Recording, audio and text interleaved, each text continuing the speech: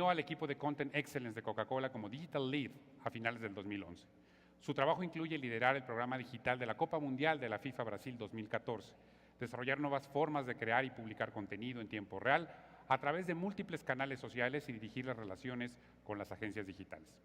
Presentando el tema The Art and Science of Winning in Brazil and Beyond, recibamos por favor con un fuerte aplauso a Neil Bedwell, Global Group Director de Digital Strategy and Content in the Coca-Cola Company.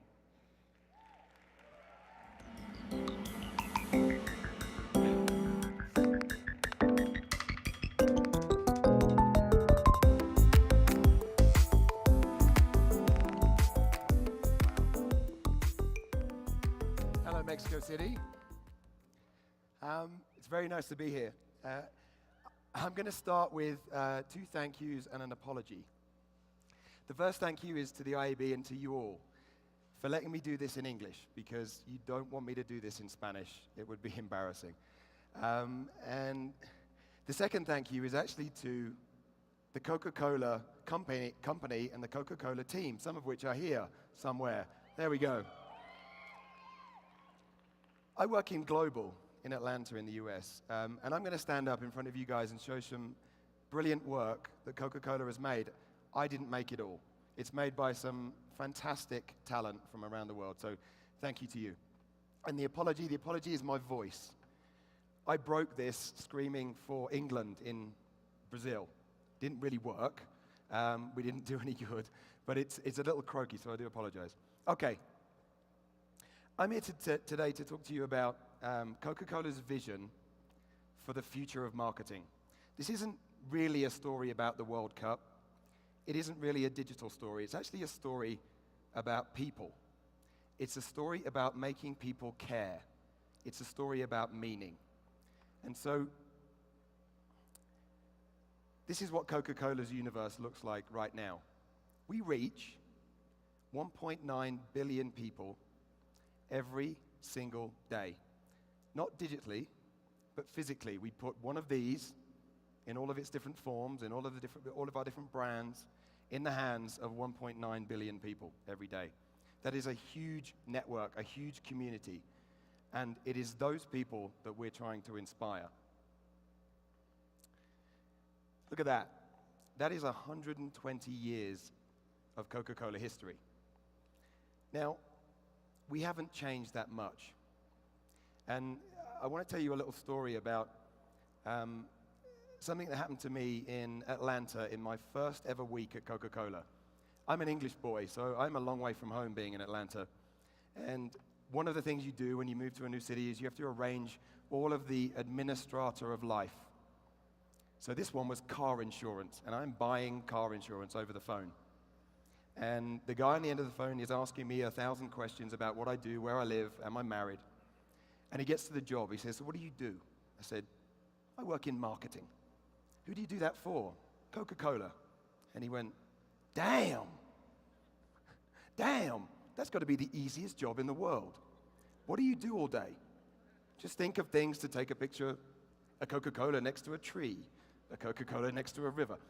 And he went on like this for a little while. And I found myself answering his kind of prompt and question with something that I think is actually true. I said, actually, no, you're wrong. It's the hardest job in the world, because over 120 years, we've been pouring meaning into this brand. And meaning is important because nobody drinks a Coke because they can just afford it, or because they like the taste, or because they know where to buy it, because you can buy it everywhere. You choose to drink a Coke when you're thirsty because it means something to you. You have an emotional connection with it. And that story was told to you by us and through your friends. Now, I drink Coke because it's cool and American, and I come from a little town which is neither of those things. And each one of you that does choose to drink Coke will have that reason. Now, imagine if we stopped doing that for a day. Just took the day off. We're not going to tell any more emotional stories today. The business might suffer a little bit. Imagine if we stopped it for a year. Imagine if we stopped telling brand stories, building emotional value and meaning. We start to lose our connection with the next generation coming up who don't know who we are. If we start to lose a generation, then it's not just sales that will suffer, it's our business that will suffer, because our business is baked into the emotional value of this brand. That's why it's so important. So it actually is the hardest job in the world, I promise you. Look at the gray hair. So, what are we here to do? We are here to provoke more happiness in the world. I think the world needs more happiness, particularly now. And when we're at our best, we do it very well. I wanted to take you on a little journey through some of Coke's history to tell you, demonstrate what happiness actually means for Coke. Because there's that word again, meaning. When we're at our best, we push up against a tension in the world, something bad, a social tension, and we show the world, actually, it's not bad. Actually, this is a more positive way to look at it. So take a look at this. Oh, forgive me. This is 1969. In 1969, you didn't mix the races in advertising. That was something that no one did. And we did it. Because in 1969, there was a great amount of racial tension in the world. And we didn't just show America what America really looks like, because it does look like that. But look at these guys. They're friends. They're equals. They're laying all over each other. They're having fun. Now, in 1969, Facebook didn't exist, neither Twitter. You know, you couldn't connect through technology with your friends to have a social conversation. But my God, this is a social piece of work, because people talked about this in bars, on buses, at work. This provoked conversation. And what you had, which for me is a utopia in social, is the people who hate it and the people who love it having an argument around something that you started and you let them go. And like just about always, the people who love it win. They drown out those who are still living in the past. And I think for us to start a conversation like that is hugely powerful. That is a hugely impressive piece of work. Let's click forward to 73, the year that I was born. And some of you all know this piece of work. This is still held up as the best piece of advertising Coca-Cola's ever produced, which, as an advertising guy for Coke in 2014, hurts a little bit because we still can't do better than 1973. Growing up in England and being born at the very end of 73, I remember this. It played out for years. No, advertising doesn't do that anymore. I want to show you this one. I'd like to buy the world a home and furnish it with love. Grow apple trees and honey bees and snow white turtle doves. I'd like to teach the world to sing. Sing with me. Perfect harmony. Perfect harmony. I'd like to buy the world a Coke and keep it company. That's the real thing. I'd like to teach the world to sing. In perfect harmony. Perfectly. And I'd like to buy the world a Coke and keep it company. It's the real thing. What the world wants today is the real thing. What the world wants today is the real thing. So in 73, there was huge xenophobic tension between countries and cultures. And we stood up and brought some happy people from all over the world on a hilltop to sing a song. We started another conversation, and we let the world continue. Let's flash forward a little bit to maybe something that will resonate even more with you guys here. 2007. You know this guy, right? Grand Theft Auto. 2007, gaming didn't look like it does today. Gaming is actually bigger than movies. But in 2007, it was still a developing media. And gaming made you angry. It made you violent. Gaming was bad, particularly to parents. So there's your tension. That actually we believe that that gaming is positive. And so we worked with the founders and the creators of Grand Theft Auto to tell a little story. Check it out.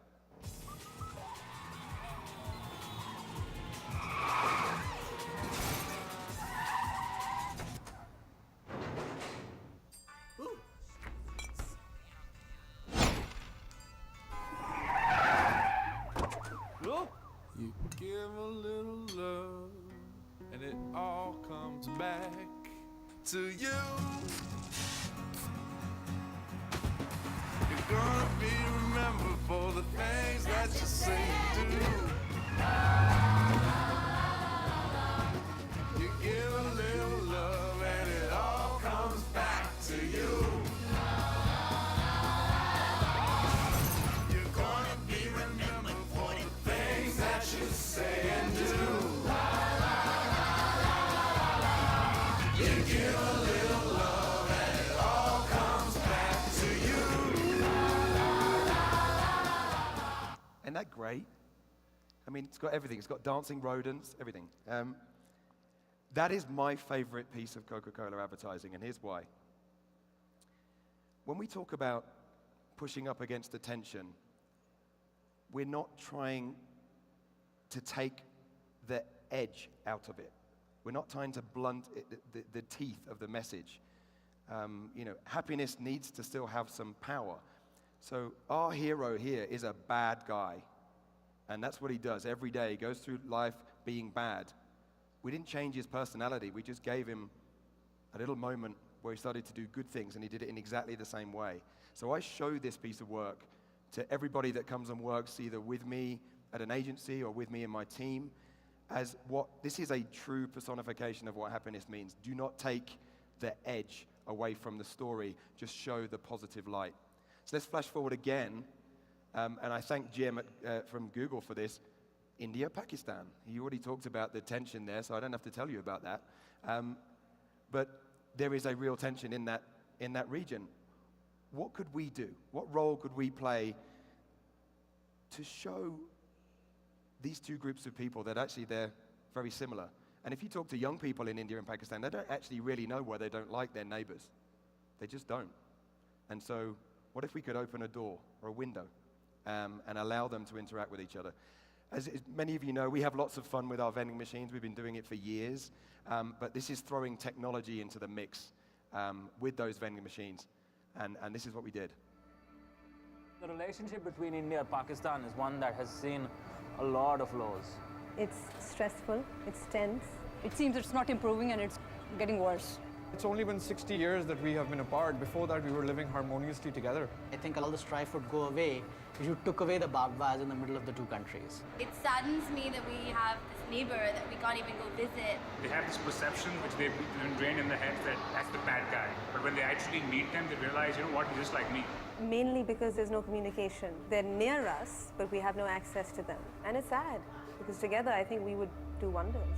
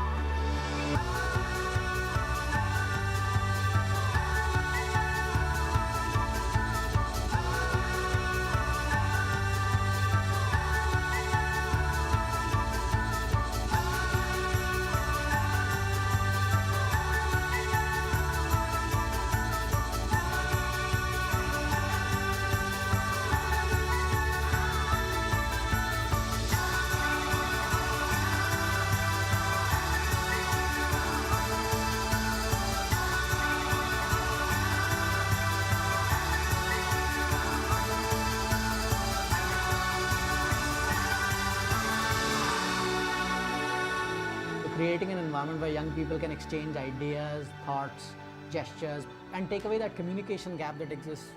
If I have any opportunity to go to India, I'll surely go there. The whole idea of actually touching hands, it's like communicating with each other without words, and that action speaks louder than anything else. It's like, this is what we are supposed to do, right? We are going to take minor steps so that we are going to solve bigger issues. It is more about, how similar we are as opposed to how different we are. Togetherness, humanity, this is what we want. More and more exchange.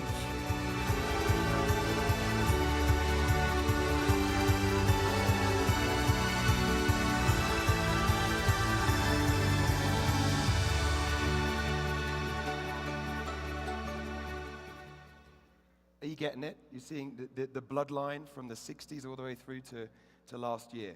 So we're great, we're wonderful, we've totally cracked this meaningful storytelling.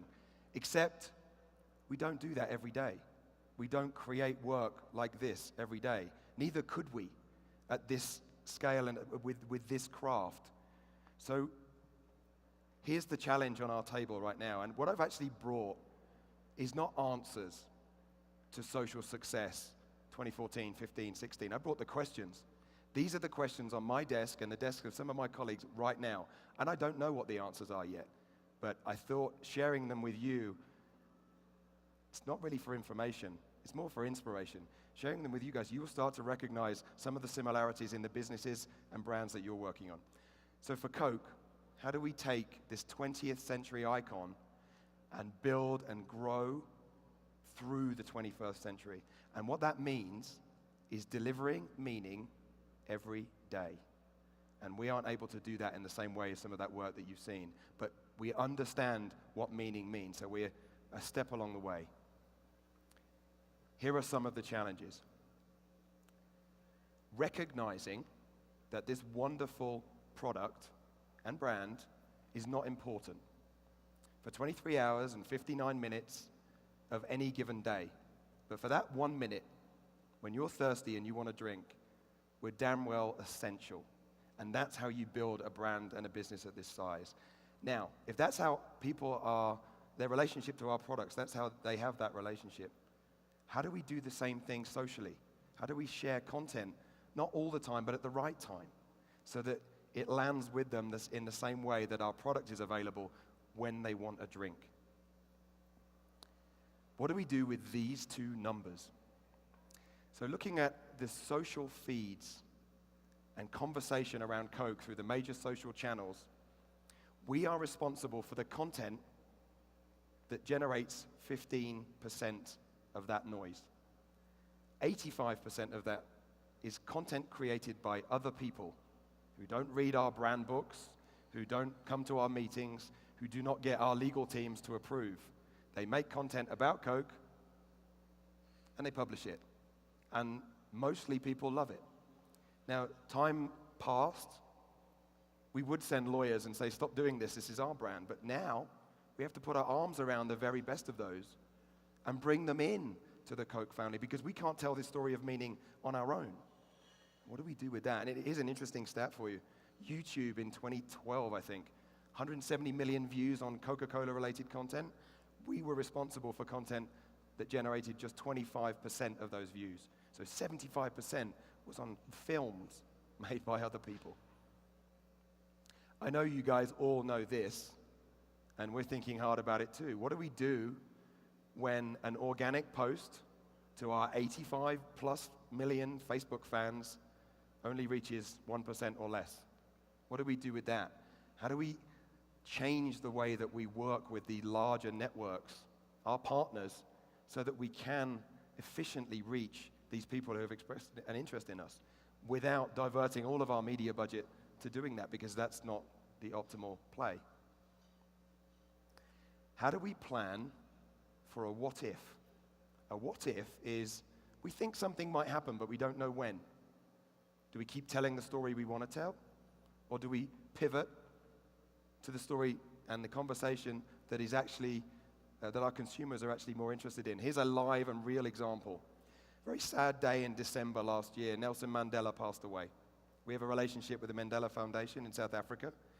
And on that day, happened to be the same day as the FIFA World Cup draw, which I'm sure there's lots of football fans in the audience. That's the biggest moment in 2013 for the World Cup. We were locked and loaded with content here. The story pivoted over there. Now, we actually were able to stop our World Cup story and to pay our respects to Nelson Mandela, which we did, but we're not operationalized for that. How do we operationalize to be able to do that at any given moment?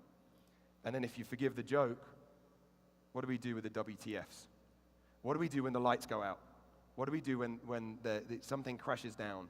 What do we do when an opportunity arises we had no idea about? And we're just starting to get to understand how we operationalize so that we can start to act in real time. How do we work with our agencies?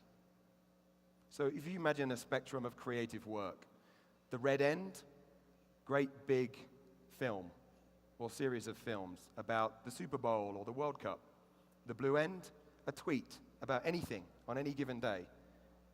In some of our markets, we have agencies doing all of that. In some of our markets, it's the same agency doing all of that. That's either a mediocre film or a very expensive tweet.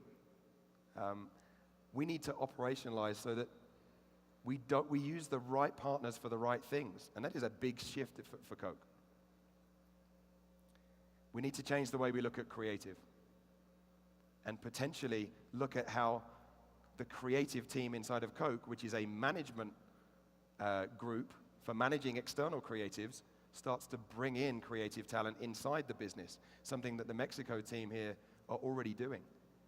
And Google will tell you, 5 years ago, they started to bring in a third person to that creative order. The art and the copy, the pictures and the words, but then the developer, somebody to build so that you go from an idea to a prototype. You can put it in somebody's hands. They can play with it. Well, I think we need to add a fourth person to that mix, the analyst, the data component. So I know what's going on in the world, so I know what to make. And that's the creative order that we're starting to put into play. So, boil all that down, and you get this. This is Wendy Clark, the president of our North America business, on stage at Cannes this year. She gave a presentation called Any Given Tuesday, and Any Given Tuesday means real time, not planned real time.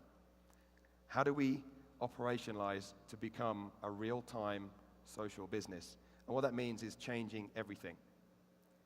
Changing our structure, changing our approach to creativity, changing HR, finance, legal, everything, in order that we can send a tweet on any given day. And that's the mission that we're on, and you're seeing it at the very sort of, fledgling beginning of that mission. And again, markets like Mexico are at the forefront, pushing down walls, inventing new ways of doing things. And then here is the goal. I've talked about brand, talked about meaning, but really we also need a system of reach. The other half of Coca-Cola's success is not just our ability to build a brand, but our ability to put the product in the hands of more people than anybody else. We have more trucks than FedEx, UPS, and the United States Postal Service. If you want to deliver AIDS medicine to rural Africa, you put it on a Coke truck. Now our logistics is so powerful physically to distribute that product. We need a content logistics system that's that powerful, that reaches that many people. That is our ambition, that is our goal, and we've got a way to go yet. So, if that's what the brand means, and these are the challenges, what are we doing about it? A lot, actually. But what I wanted to do was to show you one campaign, a campaign that's been the majority of my life for the last 2.5 years for the FIFA World Cup in Brazil. Because we actually put into play some of that innovation on our biggest campaign. So here's that story.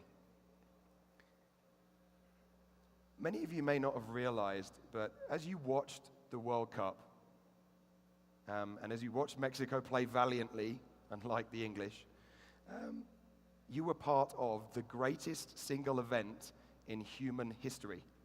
More people engaging in the same thing than ever before. Somewhere between 3.2 4 billion people, all doing the same thing, which is incredible. The power of that is huge, and for a brand like Coca-Cola, it represents an enormous opportunity. But here's this world's greatest ever social event, well, it's going to be that whether we did anything or not. So we better have something meaningful to say. What we knew is that most other brands and sponsors, you know, the brands that we not only compete with for shelf space, but that we compete with for heart space. So the Nike, Adidas, Samsung, those guys, as well as our major competitors, they're going to go after Brazil. They're going to talk about samba rhythms and beach soccer. They're going to talk about the players. Leo Messi from Argentina was in every ad, as far as I could tell. We have to do something different. We have to find our tension. And here it is. And it's illustrated beautifully in a very simple data point. In 1950, when Brazil hosted the last World Cup, at the final, where they played Uruguay and lost, which until recently was a scar on Brazilian society, they have a new one now, which I won't talk about. 250,000 people were in that stadium watching that game. This time, when Germany won, about 72,000. The difference is the poorest people aren't there. And so, if we believe the social tension that we're seeing is inequality, the gap between rich and poor. And if we believe that we can tell a good story about that, well, that's the mission that we started to undertake. And here's the rationale behind it.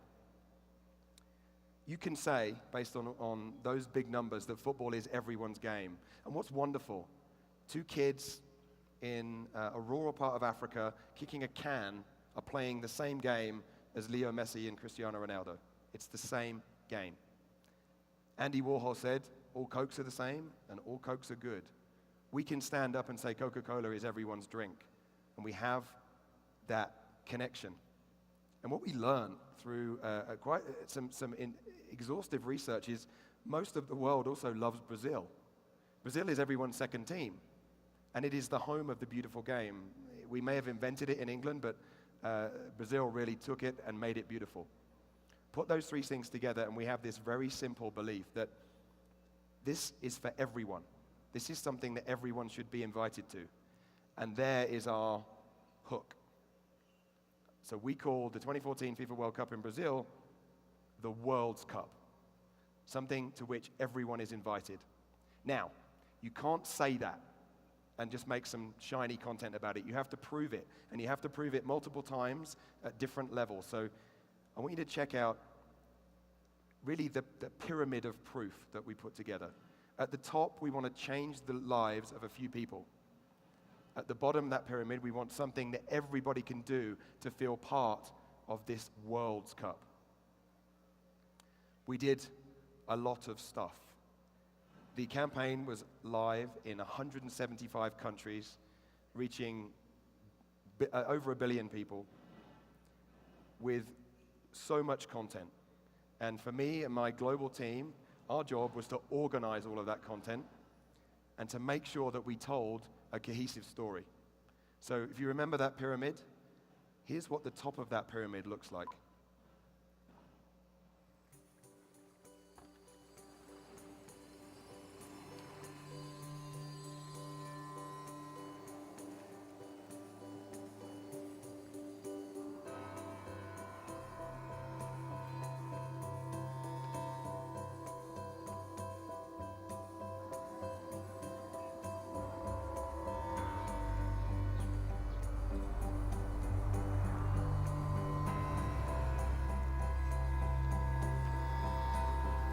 街は波にさらわれた。でも昨今が頑張る勇気をくれた。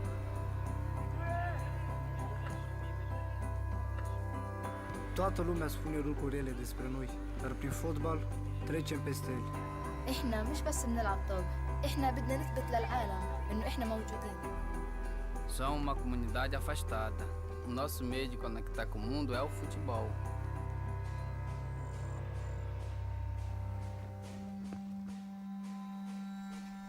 2014年リオデジャネイロにあなたを招待します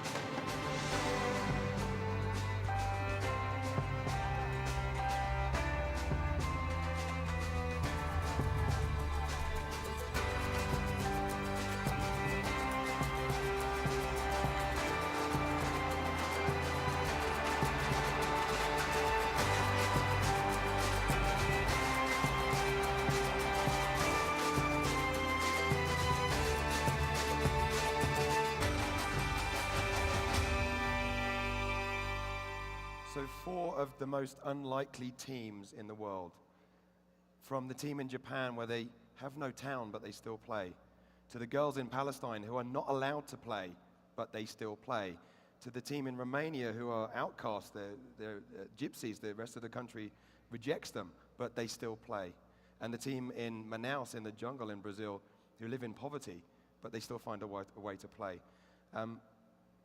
We made a film about them, but we also entered their lives and are continuing to work with them to help to fix some of the problems to make their lives a little easier. But we created a ton of content around these people because they sum up for us the real heart of everyone's invited and the World Cup. They went to Brazil twice. This is Guy, we worked together in Atlanta, and he's there just before the Germany-Portugal game, where these guys from the film actually carried the flags onto the pitch and then watched their film on the Jumbotron in the stadium. And a nice sort of loop, and all the time we're telling a social story about their journey from where they live to being part of the World Cup. Clicking down, beyond touching a few people, we needed a mechanic that everybody could do. And we hit upon this thing quite early on. If we want the world to take part in our story, then we need to use the world's social object, photos. More photos are shared globally than any other thing. There are something like 800 billion photos stored online somewhere. Half of those are on Facebook. What's wonderful about a photo is it needs no translation. And that a kid taking a photo in Africa it can be more powerful than somewhere in a more developed world, because it's the content of the photo that tells the story. And so everything from here started to be built around photos, and we created a content system around photos. For the last few World Cups, we have the privilege of taking the World Cup trophy, the real one, the one that the German captain held aloft last month, on a journey. And we go around the world, 90 countries, 85,000 miles. Normally what we do, we use that trophy to impress people that matter to the business, VIPs, our customers, our teams. But this time we did it a little different. We wanted to open up the doors to as many fans as possible because this is the World Cup. So we went on this journey, and over 1 million fans were able to see the trophy. And we didn't just go to the richest parts of the world. We went to some of the more unlikely places. So from Bhutan and Nepal in the Himalayas to Japan and the earthquake zone to Haiti to Palestine and Israel on the same trip, which is incredibly difficult to do. Along the way, there was this guy. Remember I talked about putting our arms around fans, people who make content about our brands and giving them a role to play. This is one of those guys. His name's Joel. He's a teacher from Canada. At least he was. He makes beautiful photos. He's a Photoshop artist, and this is one of them. We got to see him, we got to know him. We invited him into our Flickr community, and he ended up running it about 2 years ago. Meanwhile, still a teacher in Canada. He's never traveled outside the continental US.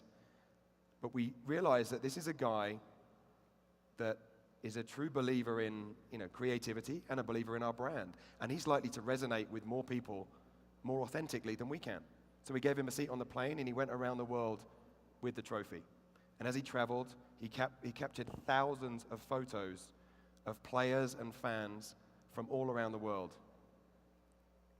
And we were able to take those photos and distribute them globally, almost daily as the trophy traveled, in order that we could show the world that there is a thing called the World Cup. And if you're sitting in Mexico, you can see kids playing in Japan, and you can see that actually they're really just like you. And they love the game just like you, and they play the game just like you. And that is a powerful story. What we also did, because we love to do this, is we used the trophy as a talisman. We used it to surprise people, just like the vending machines. I brought one of those films along for you to see. Eu nasci enxergando até os 6 anos de idade, quando eu perdi a visão. Quando eu contava que eu sonhava em ser um jogador profissional, riam de mim, diziam que era impossível um cego jogar futebol. Mas eu sempre acompanhei Copa do Mundo e sempre quis disputar uma dentro da minha modalidade e pude. Então, o troféu da Copa do Mundo FIFA, para mim, representa bastante. Crianças que estão vendo ali um capitão de uma equipe perdendo uma taça, elas estão sonhando em que um dia talvez pode ser ela que esteja recebendo uma taça tão importante. Dificuldades da vida estão ali não para atrapalhar, mas sim para serem superadas. Botei na cabeça que eu iria aprimorar todas as minhas características para o futebol. Que eu iria provar para todo mundo que eu era capaz de realizar esse sonho.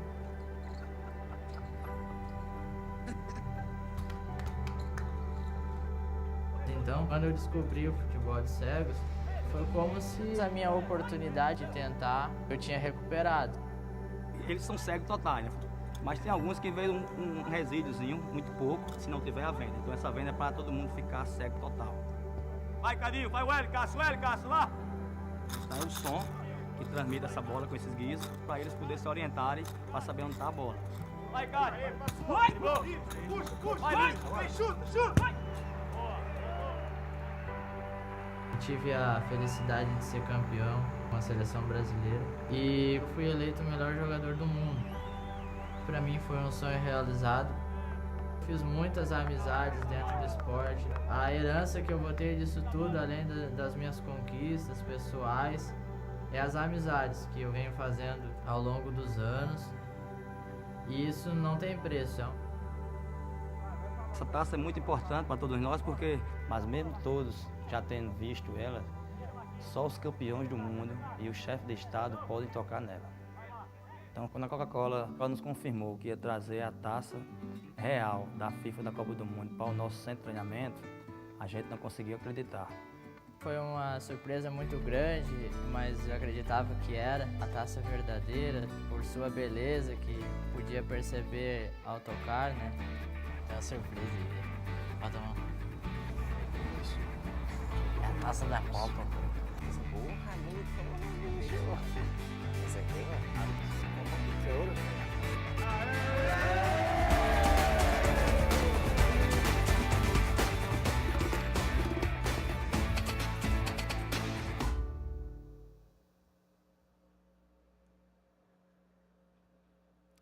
The Coca-Cola World Cup team actually made 15 of those films, each with a powerful story that resonated in either a country or a region or something like that you've just seen around the world.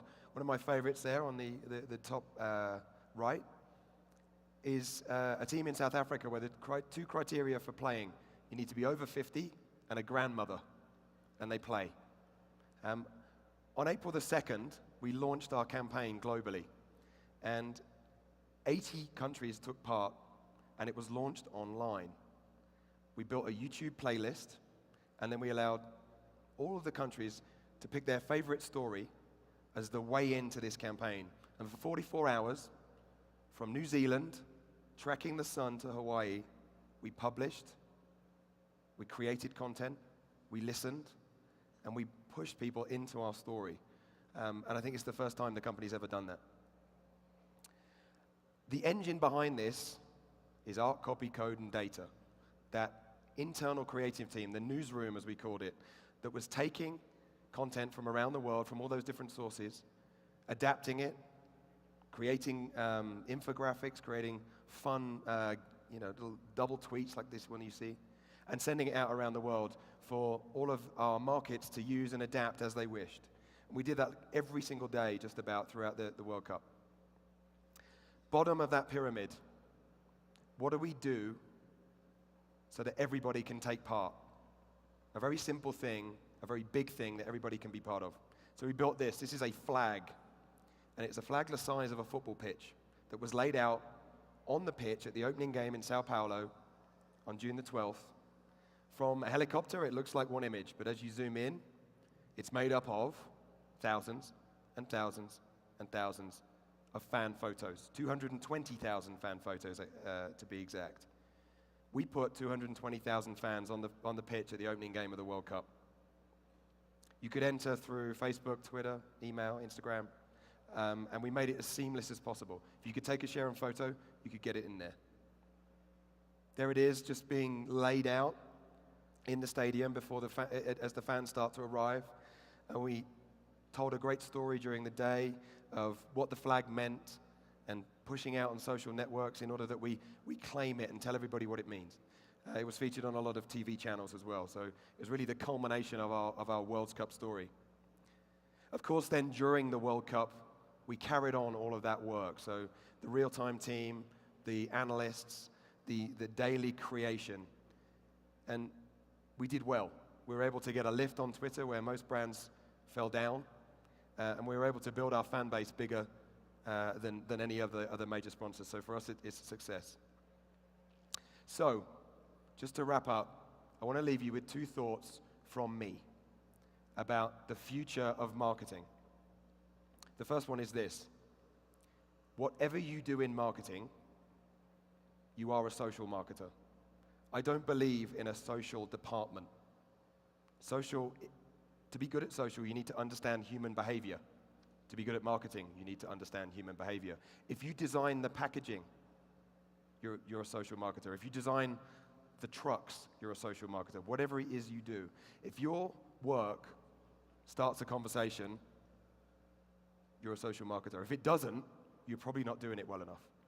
And so my job, actually, what I'd love to do is talk myself out of a job over the next couple of years and infect this belief into the Coca-Cola system so that we no longer need social experts. We're always going to need the technology piece, but the marketing piece, social is just marketing. And finally, this is a poster I have above my desk. What it means is this: stop talking to each other.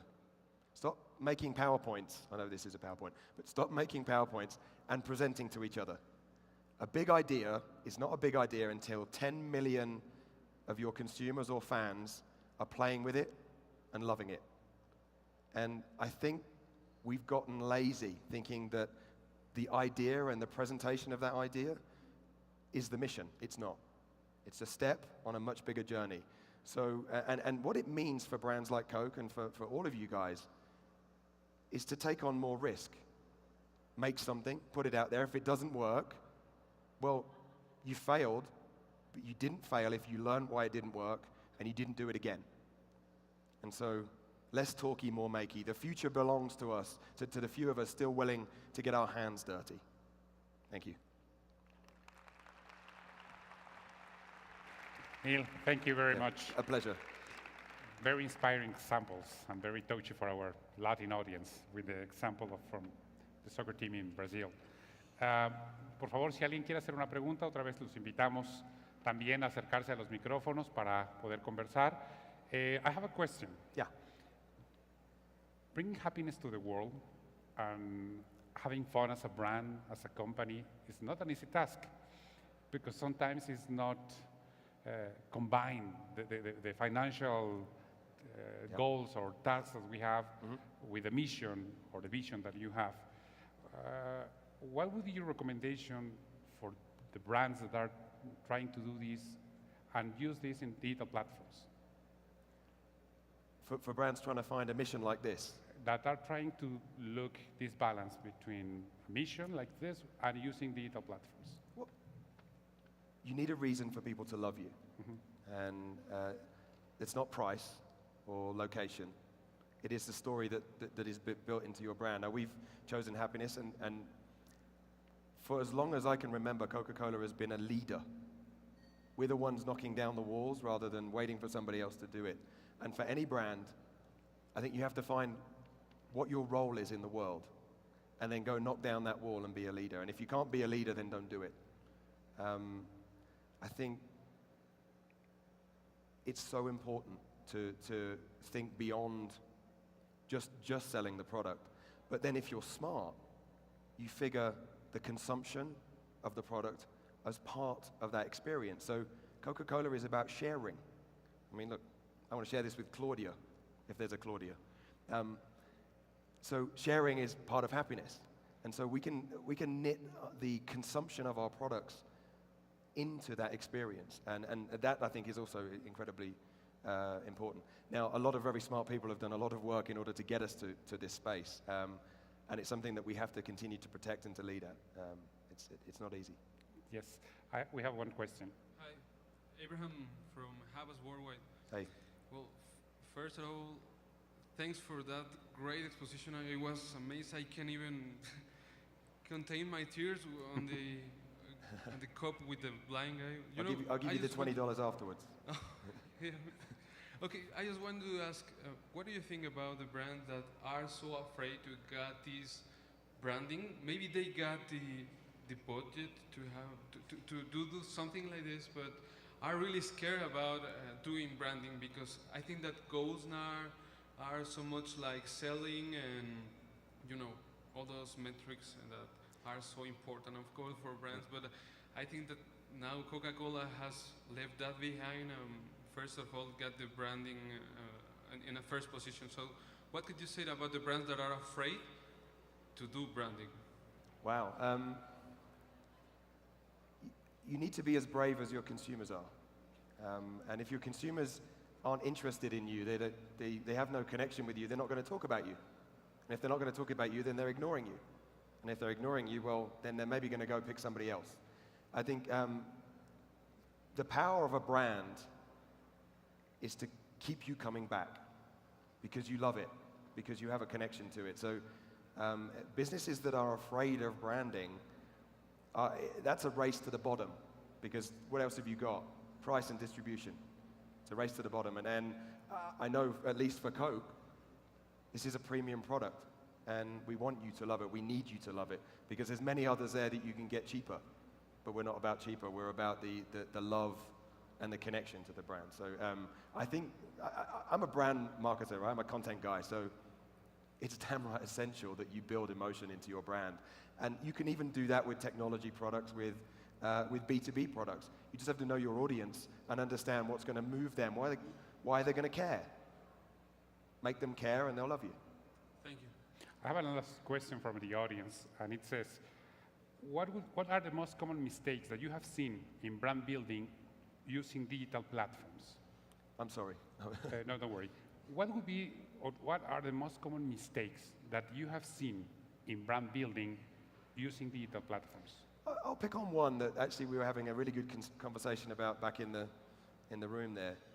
I think the brands think about channels as how they should make their content. I've got this great Facebook idea, or this great Twitter idea. No, you should have an idea that relates to your audience. You should tell a story that your audience is going to care about. It's a little like, I have a 4-year-old.